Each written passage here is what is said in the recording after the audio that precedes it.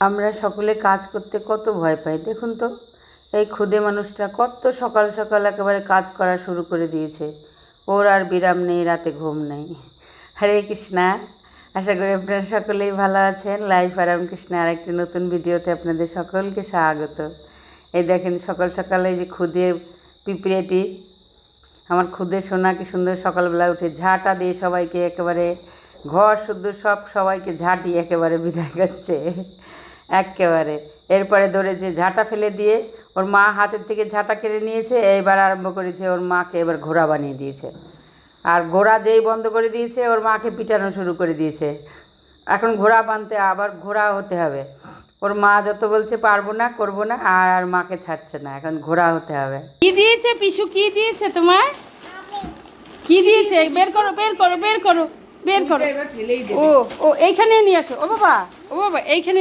গাড়ির খুব পোকা। ওর বাবা একটা গাড়ি নিয়ে এসে দিয়েছে, সোনুর বাবা ওর পিসেমশাই গাড়ি নিয়ে এসে দিয়েছে। আর কি আনন্দ, গাড়ি দেখলে হয়, ওর আর কোনো আর কিচ্ছু লাগে না, সব কিছু ছেড়ে দিয়ে এবার গাড়ির পিছনে লাগবে। বাড়ি থেকে যে কত গাড়ি নিয়ে এসছে, ওর বাবা একটা গাড়ি নিয়ে এসছে, সে ভালো না, আবার বাজারের থেকে পাল্টে নিয়ে এসে আবার একটা বড় গাড়ি নিয়ে এসছে। সে ভাঙা গাড়ি দিয়ে দিয়েছে দোকান থেকে। আর গাড়ি দেখে কি মজা কি মজা, ওরার আর প্রচণ্ড আনন্দ পায় গাড়ি দেখলে পরে, আর কিচ্ছু চায় না। গাড়ি দেখলে ওরা খাওয়া দাওয়া ঘুম সব ভুলে যায়।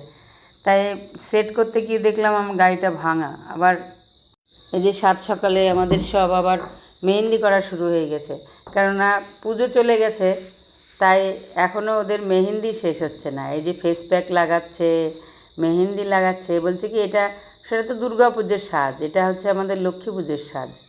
তাই এরা লক্ষ্মী পুজোর সাজ সাজছে সবাই মিলে, দুজনে মিলে সাজুগুজু সাজুগুজু করেছে। আর একজন চুপ করে বসে আছে, আর একজন আর সাজুগুজু করেনি। এই যে এইটা করেনি, আজকে এইটা করেনি, বলে ভাল লাগছে না, গরম লাগছে। আর একজন ঘুমের থেকে উঠে এই যে এখন চুপ করে মেমের কোলের মধ্যে বসে আছে। ওলে বাবা, ঘুম আর ভাঙছে না, একেবারে ঘুম এক অস্থির। তাই আমি সাত সকালে কাবলি ছোলার ঘুগনি আর লুচি করেছি। ওরা এখন সব চলে যাবে, স্নেহাও চলে যাবে, রূপা চলে যাবে, সোনা চলে যাবে। তাই আমি খুব তাড়াতাড়ি করে লুচি আর ঘুগনি করে দিলাম ওদেরকে, সকালবেলাকার ব্রেকফাস্ট। ওরা সবাই বাড়ি চলে যাবে, স্নেহাও চলে যাবে মামা বাড়ি।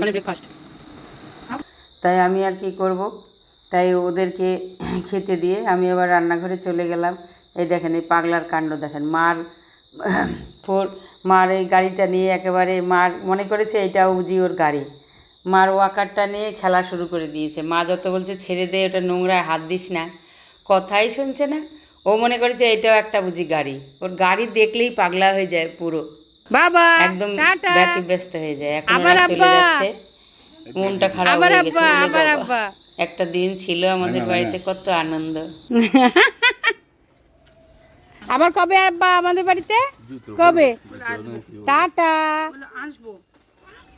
কপু আব্বু টাটা। ফ্লাইং কিস দিয়ে দাও।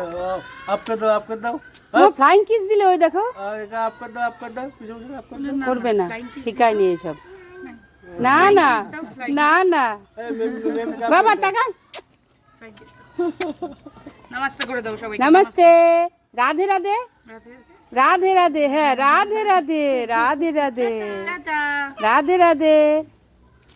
উলি বলে, উলি বলে, উলি বলে tata tata tata tata tata.